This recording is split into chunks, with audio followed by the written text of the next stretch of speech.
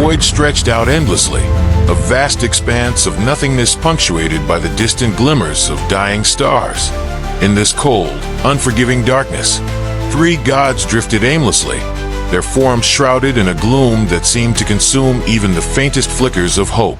Tiamat, Ishtar, and Enlil, once proud deities of the divine realm, now cast out into the abyss, banished by Marduk for their defiance. The passage of time was meaningless here, in the void between worlds. It could have been days, since they were expelled from the celestial city. The wounds inflicted by Marduk still ached, both physical and spiritual, but it was the sense of loss that weighed heaviest on their hearts.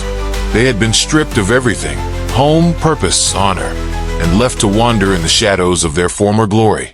Tiamat, the ancient serpent of the primordial sea, coiled in on herself, her once mighty form diminished by the pain of exile. Her eyes, like twin embers, burned with a smoldering fury that refused to be extinguished. The memory of Marduk's betrayal was a thorn lodged deep in her heart, festering into a desire for revenge that consumed her thoughts. Ishtar floated beside her, her once radiant beauty now shadowed by sorrow. The goddess of love, war, and fertility had been a beacon of life in the divine realm, her presence a force of creation and destruction in equal measure. Now, she was adrift in the void, her passions turned inward, fueling a fire that had no outlet. Enlil, the lord of the winds and storms, was silent, his gaze fixed on the distant horizon where the void met the edge of the universe. He had been the voice of order, the enforcer of divine law, but now he was a god without a realm, a ruler without subjects. The storm within him was quiet, but it was a quiet that promised violence, a tempest waiting for the right moment to be unleashed. It was Tiamat who finally broke the silence, her voice a low, hissing whisper that cut through the stillness of the void. "We cannot continue like this," she said, her eyes narrowing as she looked at her companions. "We are gods, yet we drift like lost souls, banished from the realm that should be ours. We must reclaim what has been taken from us." Ishtar turned to her, her gaze filled with a deep, abiding sorrow. "Reclaim what, Tiamat?" she asked softly. "Marduk has cast us out. The divine realm is his now, and there is no place for us there." "No," Tiamat hissed, her eyes flashing with sudden intensity. "Marduk may have cast us out, but we are not defeated. We do not need to return to the divine realm. We can build our own kingdom, a realm that rivals Marduk's, a place where we are the supreme rulers." Enlil's gaze shifted to Tiamat, a flicker of interest lighting his stormy eyes. "A new kingdom," he mused, his voice a deep rumble. "But where? The cosmos is vast, but the realms are already claimed by other gods. If we are to build a new kingdom, we will need to take it by force." A slow, cunning smile spread across Tiamat's lips. "Exactly," she said, her voice dripping with malice. "And I know just the place. The underworld, the realm ruled by Nergal. He is powerful, yes, but he is not invincible. With the three of us united, we can overthrow him and take his kingdom for our own." Ishtar's eyes widened in surprise. "The underworld," she repeated, her voice tinged with doubt. "But Nergal is the god of death and war. His power is great, and he commands legions of divine warriors. How can we hope to defeat him?" Tiamat's smile widened, her eyes gleaming with dark intent. "We will defeat him because we must," she said simply. "We have nothing left to lose and everything to gain. Nergal's underworld will be the foundation of our new kingdom, and from there, we will rise to challenge Marduk once more." Enlil's gaze darkened, his thoughts turning inward as he considered Tiamat's plan. The prospect of ruling a new kingdom, a realm where he could wield his power without fear of Marduk's wrath, was tempting, and the underworld, with its vast legions and untold secrets, was a prize worth fighting for. Finally, he nodded, a slow, deliberate motion that carried the weight of his decision. "Very well," he said, his voice resolute. "We will take the underworld from Nergal, and when we do, we will carve out a new empire, one that will rival even Marduk's divine realm." Ishtar hesitated, her gaze flickering between Tiamat and Enlil. The thought of facing Nergal in battle filled her with a sense of dread, but she knew that Tiamat was right. They could not remain adrift in the void forever. If they were to survive, they needed a kingdom of their own. With a deep breath, she nodded, her resolve hardening within her. "I am with you," she said quietly. "Let us take the underworld and build a new future." Tiamat's smile was cold and triumphant. "Then it is decided," she said, her voice filled with dark anticipation. "We will strike at dawn, when the shadows are deepest and Nergal's attention is divided. We will catch him off guard and bring him to his knees." The descent into the underworld. The underworld was a realm of eternal night, a vast, shadowy expanse where the light of the sun had never touched. It was a place of death and decay, where the spirits of the dead wandered aimlessly through the gloom, their whispers a constant murmur in the darkness. The air was thick with the scent of rot and earth, and the ground beneath their feet was cold and unyielding, like the surface of a long-forgotten tomb. Tiamat, Ishtar, and Enlil descended into this bleak realm, their forms wreathed in shadow as they made their way through the labyrinthine passages that led to Nergal's palace. The walls of the underworld were carved from black stone, their surfaces etched with the symbols of death and war. The silence was oppressive, broken only by the distant wails of the damned, their voices rising and falling like the wind through a desolate graveyard. Tiamat led the way, her eyes glowing with a cold, predatory light as she navigated the twisting corridors. Her serpentine form was coiled and tense, ready to strike at any moment. Ishtar followed close behind, her hand resting on the hilt of her sword, her every sense alert to the dangers that lurked in the shadows. Enlil brought up the rear, his gaze flicking back and forth as he scanned the darkness for any sign of Nergal's forces. They moved in silence, their presence a ripple in the fabric of the underworld. The spirits of the dead shrank away from them, their hollow eyes filled with a nameless fear as the three gods passed by. The air grew colder, the darkness deeper, as they drew closer to Nergal's throne. Finally, they reached the heart of the underworld, a vast, cavernous chamber where Nergal's palace loomed like a fortress of night. The palace was a towering structure of black stone, its walls lined with the bones of the fallen, its towers crowned with the skulls of ancient kings. The gates were wrought from iron, their surfaces inscribed with runes of power that pulsed with a faint, eerie light. Tiamat halted before the gates, her eyes narrowing as she surveyed the fortress. "This is it," she murmured, her voice barely audible in the gloom. "The seat of Nergal's power. Once we breach these gates, there will be no turning back." Ishtar nodded, her gaze fixed on the dark towers of the palace. "We will face whatever lies within," she said, her voice steady. "For our new kingdom, for our future." Enlil's eyes gleamed with anticipation as he stepped forward, his hand raised to summon the winds. "Let us begin," he said, his voice a low growl. "The underworld will be ours."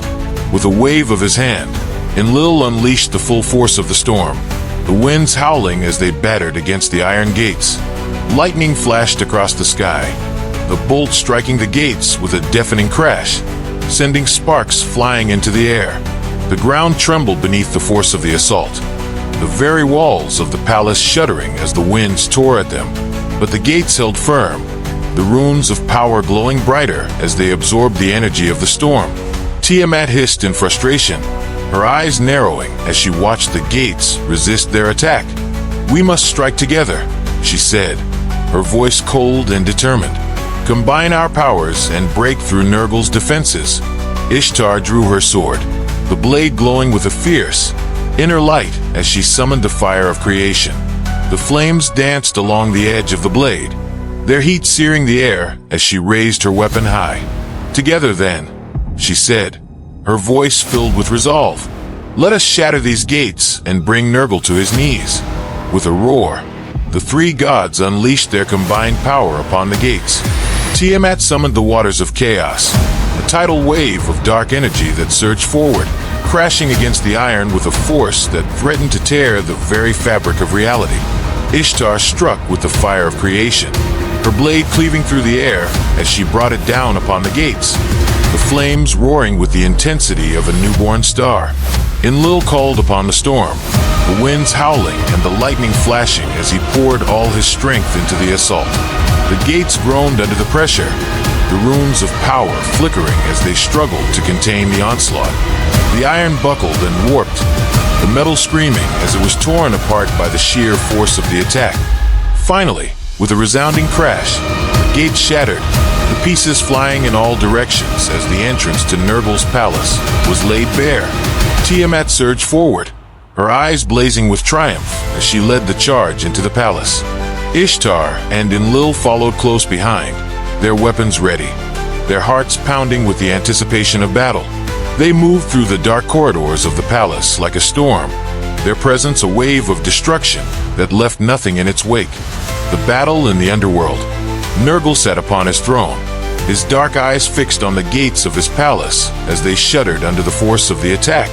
The god of death and war was no stranger to conflict, but the power of the assault that now threatened his domain was unlike anything he had ever faced. The runes of power flickered and dimmed, the gates groaning as they struggled to hold back the onslaught. Finally, with a resounding crash, the gates shattered and Nurgle's palace was breached. He rose from his throne, his scythe in hand, his expression dark and resolute as he prepared to face his enemies. Tiamat, he growled, his voice a low rumble that echoed through the chamber. I should have known you would come. You seek to claim my kingdom, but you will find that I am not so easily defeated. From the shadows of the chamber, Nurgle's closest allies emerged: Ashur, the relentless warlord; Kali, the fierce goddess of destruction; and Ares, the blood-soaked god of war. They took their places at Nurgle's side, their weapons gleaming in the dim light, their expressions cold and determined. Tiamat swept into the chamber, her serpentine form coiled and tense, her eyes blazing with fury. Nurgle, she hissed, her voice filled with venom. This realm will be ours. Stand aside, or be destroyed. Nurgle's gaze hardened as he gripped his scythe, the blade glinting with a cold, deadly light. I will not yield to you, Tiamat, he said, his voice firm. This is my kingdom, and I will defend it with all my power. With a roar, Tiamat launched herself at Nurgle, her jaws snapping as she sought to tear him apart. The chamber erupted into chaos as the battle began in earnest, the gods clashing with a force that shook the very foundations of the underworld. Nurgle met Tiamat's charge with his scythe, the blade slicing through the air with a deadly precision. The two forces collided, the impact sending shockwaves through the chamber, the ground beneath them cracking and splintering as the gods fought for dominance. Ishtar moved with the grace of a dancer, her sword flashing as she struck at Kali, the goddess of destruction. The two goddesses clashed in a deadly dance, their weapons meeting with a shower of sparks as they fought for control of the battlefield. Kali's eyes burned with a fierce intensity as she matched Ishtar's every move, her hands wreathed in flames as she sought to consume her opponent. Enlil, his eyes dark with storm, faced off against Ashur, the warlord's spear gleaming with a deadly light. The two gods circled each other, their weapons raised, the air crackling with the energy of their impending clash. Enlil struck first, his spear of lightning slicing through the air with the force of a hurricane.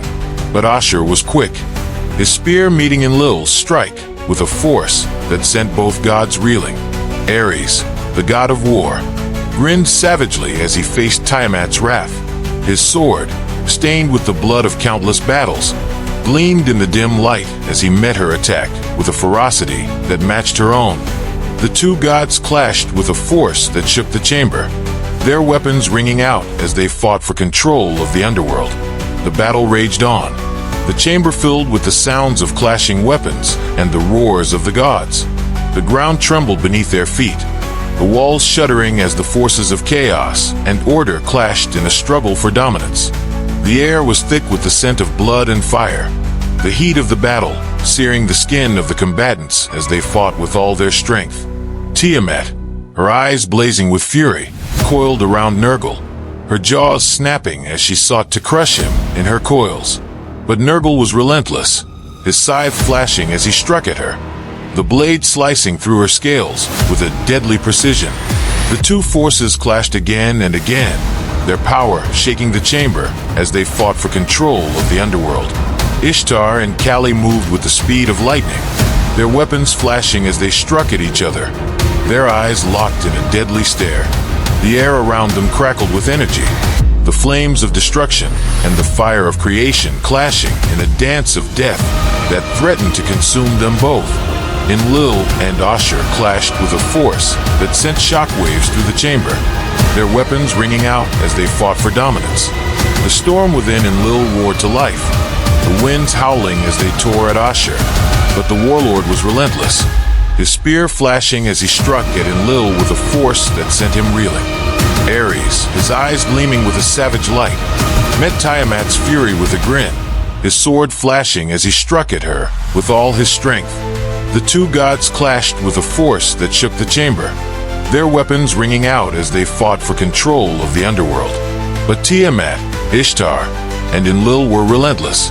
They fought with a fury that matched the storm within them, their power shaking the chamber as they clashed with Nergal and his allies. The ground trembled beneath their feet, the walls shuddering as the forces of chaos and order clashed in a struggle for dominance. The darkness within, the underworld, was a place of profound silence, a void where time itself seemed to slow, where the very air was thick with the weight of forgotten memories and lost souls. This was Nergal's domain, the realm of the dead, where the god's power was absolute. Here, the shades of the departed drifted aimlessly through shadowed halls, their whispers a constant reminder of the finality of death. It was a place that had always been beyond the reach of light, where the cold grip of despair ruled over all. But now, that silence was shattered by the echoes of battle, by the roars and cries of gods locked in a struggle for dominion over the very essence of death itself.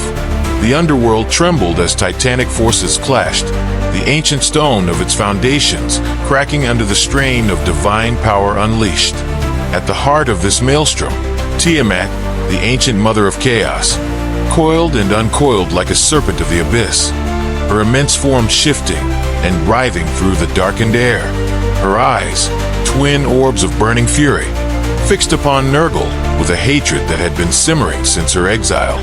The god of death and war stood before her, his form a shadowy silhouette against the pale, flickering light of the underworld's flames. In his hands, he gripped his scythe, a weapon forged from the very darkness that surrounded him, its blade sharp enough to sever the threads of life itself.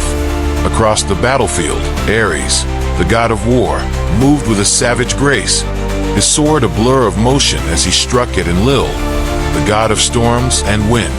The air around them crackled with electricity, the storm god's power meeting Ares' fury in a violent tempest of clashing wills.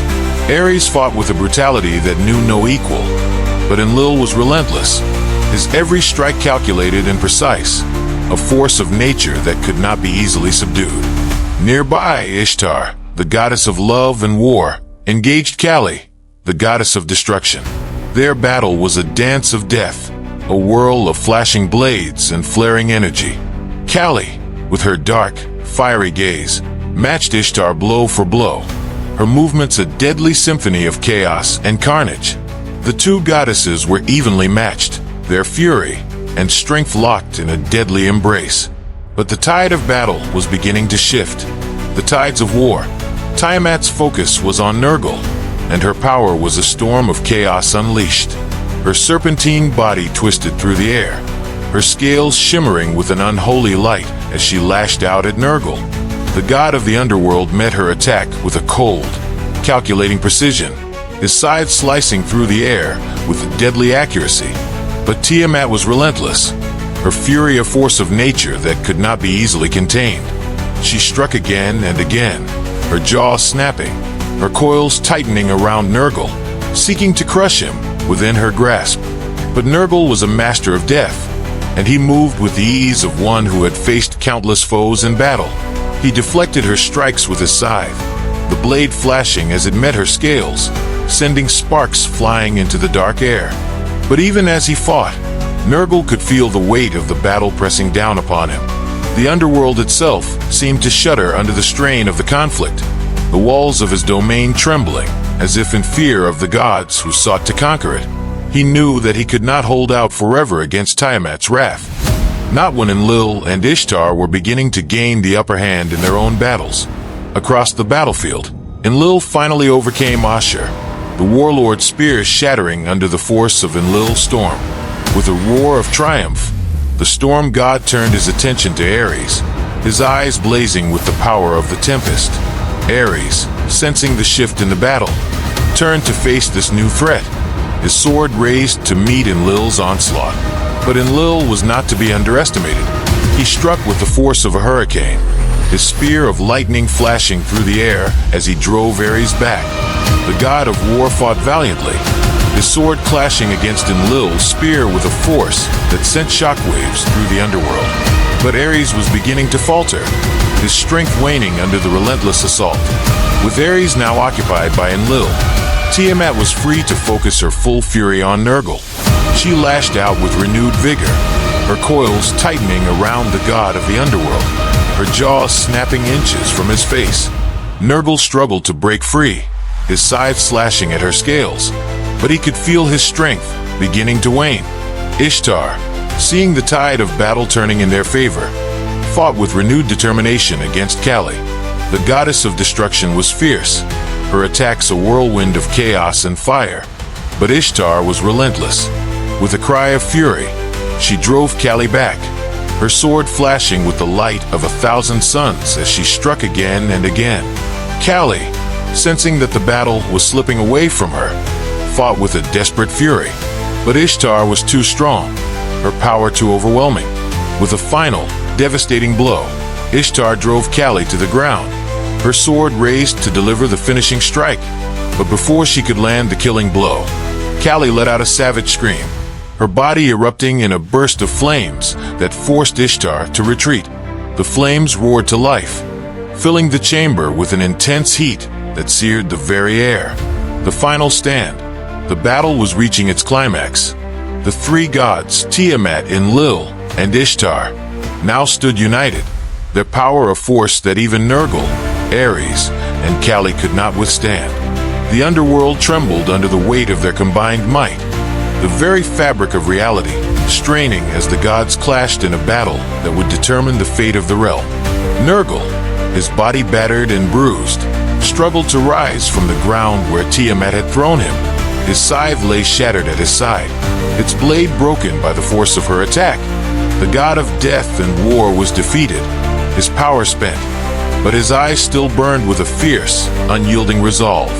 Ares, his strength failing him, stumbled back from Enlil's onslaught, his sword slipping from his grasp. The god of war was a shadow of his former self, his body covered in wounds, his breath coming in ragged gasps. He had fought valiantly, but even he knew that the battle was lost.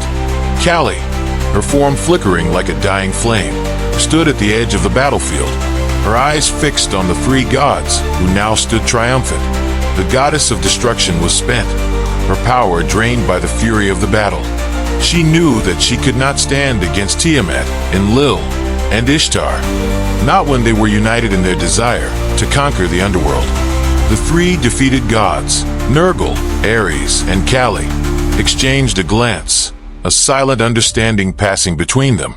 They had given everything they had to defend their realm, but they were no match for the combined might of Tiamat, Enlil, and Ishtar.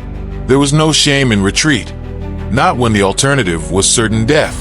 With a final, defiant glare at their enemies, Nergal, Ares, and Kali turned and fled from the battlefield, their forms dissolving into the shadows of the underworld. The chamber fell silent, the echoes of their retreat lingering in the air like the final breaths of a dying world. Tiamat, her eyes blazing with triumph, watched them go, her serpentine form uncoiling as she rose to her full height. The underworld was theirs now, a kingdom to rule as they saw fit. The darkness that had once been Nergal's domain now belonged to them, a realm where their power would be absolute. Enlil, his stormy gaze fixed on the retreating forms of Nergal and his allies, let out a slow, satisfied breath. "The underworld is ours," he said, his voice a low rumble that resonated through the chamber. "Nergal and his forces have fled, and they will not return. Ishtar, her eyes still glowing with the fire of battle, nodded in agreement. This realm will be the foundation of our new kingdom, she said, her voice filled with determination. A place where we will reign supreme, where we will build a new order, free from the tyranny of Marduk. Tiamat's smile was cold and triumphant. Let this be a warning to all who would stand against us, she hissed, her voice filled with venom. We are the true rulers of the cosmos, and none shall defy us. The shadows of the future, the underworld, once a realm of death and despair, now thrummed with a new energy, a power born of the three gods who had claimed it as their own. Tiamat, Enlil, and Ishtar stood at the center of their new kingdom, their eyes fixed on the future that lay before them. The underworld would be the foundation of their empire, a realm from which they would launch their campaign to reclaim what had been taken from them, to reshape the cosmos according to their will. The darkness that once served as a mere shroud of death now pulsated with the promise of rebirth, a chaotic womb from which their new order would emerge. The echoes of their battles still lingered in the air, and the silent halls of the underworld seemed to tremble with the weight of what had been and what was yet to come. Tiamat, ever the ancient serpent of chaos, coiled herself upon the throne that once belonged to Nergal. The throne was carved from the bones of fallen gods, its surface cold and unforgiving. Yet it fit her form perfectly, as if it had been waiting for her all along. Her eyes, glowing with the fire of victory, surveyed her new domain with a mixture of satisfaction and dark ambition. We have taken the first step, she murmured, her voice a silken whisper that rippled through the still air. But our work is far from finished. This kingdom is merely the beginning, a foundation upon which we will build a new empire that will stretch across the cosmos. Enlil, his stormy presence still crackling with residual energy, stood beside her, his gaze fixed on the shifting shadows that danced across the chamber's walls. The winds of his power had calmed, but they swirled restlessly around him, as if impatient for the next storm to be unleashed. We must consolidate our power here, Enlil said, his voice carrying the weight of his authority. The underworld may be ours now, but it is a realm that thrives on death, on decay. We must ensure that it bends to our will, that it serves our purposes, and does not consume us in its darkness. Ishtar, radiant even in her battle-worn state, paced the chamber with a restless energy that spoke of her desire for action. Her eyes, once filled with the warmth of love, now burned with the cold fire of vengeance and ambition. She had tasted victory, and it had only sharpened her hunger for more. The underworld will serve us well, Ishtar said, her voice carrying a fierce resolve. But we must not linger here for too long. Our true enemy is Marduk, and he will not sit idly by while we gather our strength. He will come for us, and when he does, we must be ready to meet him with all the power at our disposal. Tiamat nodded, her gaze narrowing as she considered Ishtar's words. Marduk will indeed come for us, she agreed, her voice low and dangerous. But this time, we will be prepared. The underworld holds many secrets, many forgotten powers that we can harness. We will delve into its depths, uncover its darkest mysteries, and use them to forge weapons that even Marduk will fear. Enlil's eyes gleamed with dark anticipation. The souls of the dead, he murmured, almost to himself. They are bound to this realm, trapped in an endless cycle of suffering and despair. If we could harness their power, turn their anguish into a weapon. Ishtar's lips curled into a wicked smile. Yes, she purred. Imagine the despair of the dead unleashed upon the living, a force of pure torment that would tear through Marduk's forces like a plague. We could break his will, shatter his armies before they even reach us. Tiamat's eyes glinted with a fierce, predatory light. Then that is what we shall do, she declared, her voice filled with grim determination. We will turn the underworld into a fortress, a bastion of power that will be the envy and terror of the cosmos. And when the time comes, we will emerge from the darkness, not as exiles, but as conquerors. The underworld's awakening. The days and nights blended together in the eternal twilight of the underworld. The passage of time marked only by the relentless efforts of Tiamat, Enlil, and Ishtar as they set about transforming their new realm. The underworld, once a place of death and decay, began to stir with new life, or rather, a new kind of unlife. The shadows deepened, thickened, as if the very fabric of the realm was being rewoven under the hands of the three gods. Tiamat delved into the darkest corners of the underworld, where the ancient powers of chaos still lingered, untamed and raw. She communed with these forces, drawing them into herself, letting them shape her already formidable power into something even more fearsome. The serpentine goddess grew in strength, her form becoming more fluid, more terrifying, as the chaos within her body and soul blended seamlessly with the dark energies of the underworld. Ishtar focused her efforts on harnessing the energies of creation and destruction that had long been her domain. She walked among the souls of the dead, her presence a balm to some, a scourge to others. With her touch, she drew forth their latent power, weaving it into weapons and defenses that would serve their cause. Her creations were beautiful and terrible, artifacts of such potency that they seemed to pulse with their own dark life. Enlil, ever the strategist, turned his attention to the skies above the underworld. The winds that had once howled with mindless fury now bent to his will, their power harnessed and refined into something far more dangerous. He carved the air with his storms, creating barriers of lightning and thunder that would protect their realm from any who dared to challenge them. His storms were not mere tempests, they were living entities, imbued with the essence of the underworld itself. As they worked, the underworld began to change. The once barren plains of the realm now thrummed with dark energy, the ground cracking open to reveal rivers of molten fire and pits of endless shadow. The walls of Nergal's former palace were reshaped, fortified with the bones of ancient titans and the souls of the damned, their whispers filling the air with a constant litany of suffering and despair. In the deepest reaches of the underworld, Tiamat discovered an ancient, forgotten entity, a being of pure chaos, a remnant of the primordial void from which she herself had been born. This entity, a shadow of darkness and fire, had slumbered for eons, its power undiminished by the passage of time. Tiamat, recognizing a kindred spirit, awakened the entity and bound it to her will, forging it into a weapon of unparalleled destruction.